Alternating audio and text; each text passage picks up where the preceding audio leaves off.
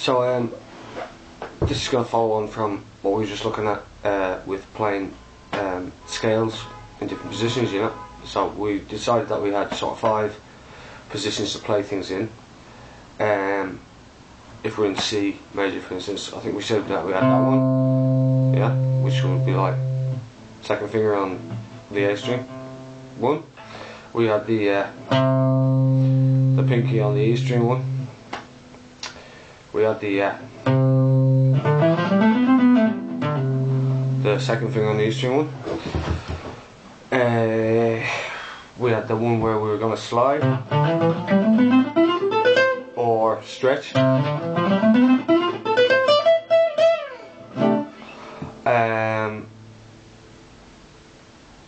And we had what one am I missing? We had that one, the pinky on the A string.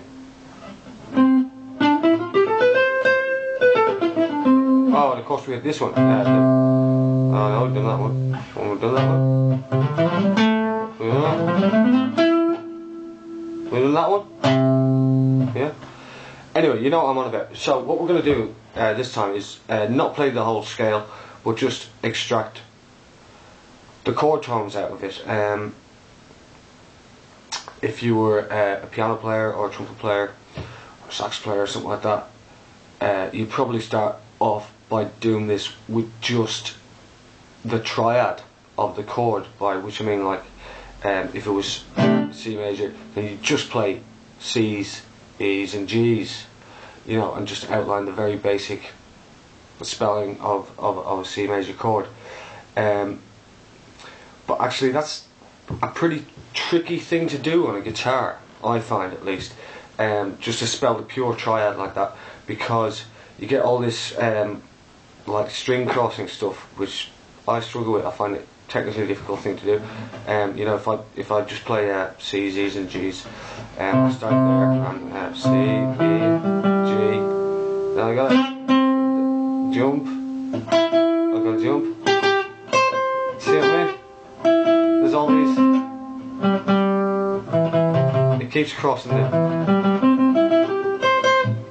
the string all the time, which I find, like, with a pick, a technical challenge, you know, shall we say.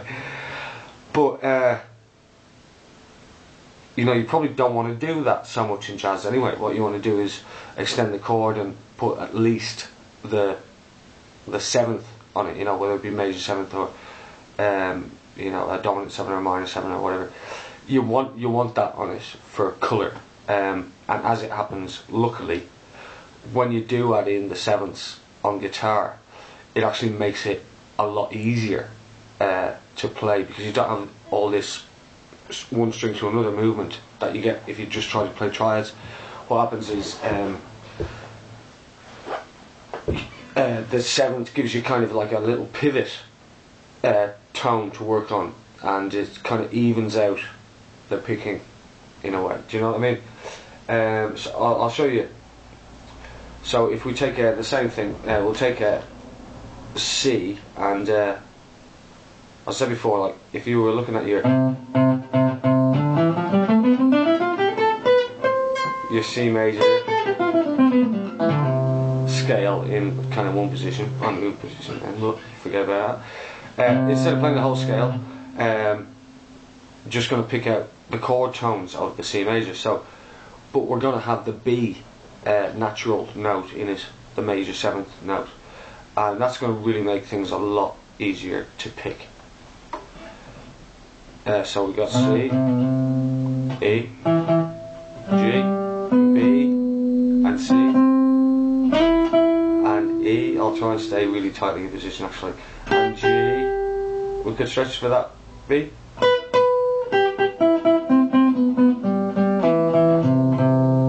There's a B, there's a G, there's an E.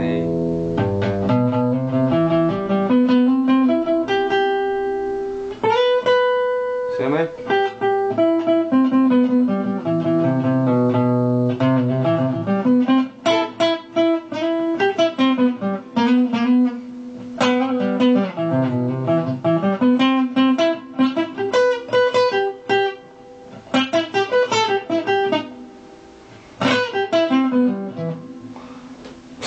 again, I'm reaching out of position, trying to play some music.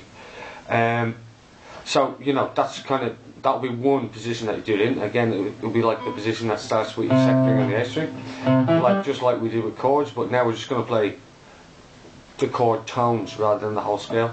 You see what I'm doing there? That's tricky. That little cross there. But you got that B there, so just kind of take the pressure off a bit.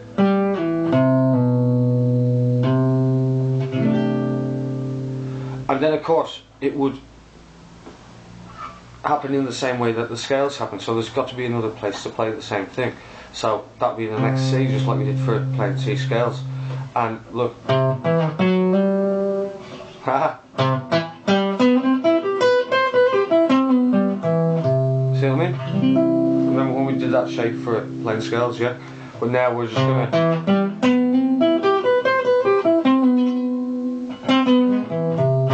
sort of outline the arpeggio.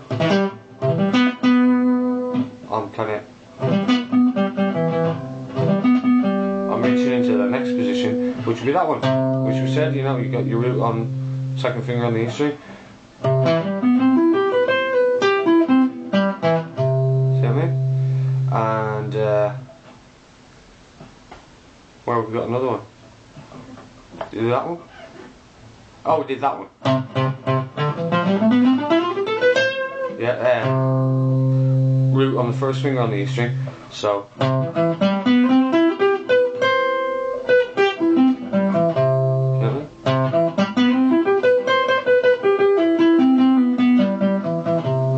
and then the last one, we had that one, didn't we? Yeah, pinky on 15, pinky on the root on the A string.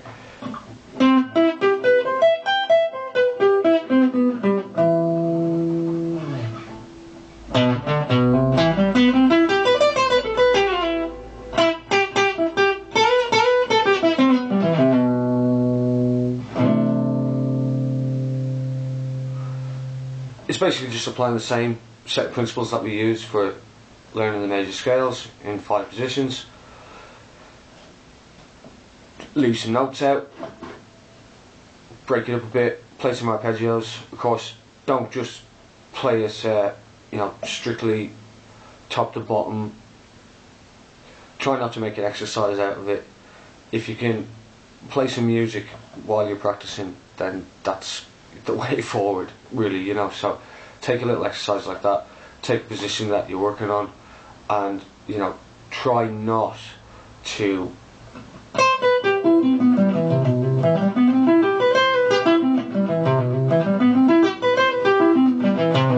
you know, because you'll just end up sounding like I don't know, Ingrid Malmsteen or something. You know, you can work that up to you know, 240 beats per minute and just sound,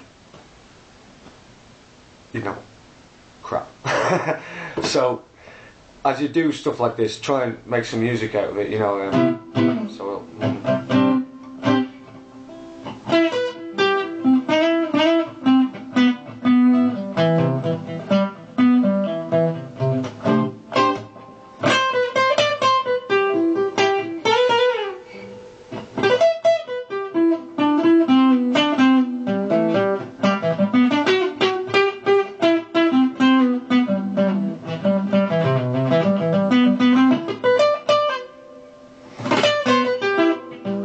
do you know what I mean? Try and make something out of it. Try and make music. See you next time.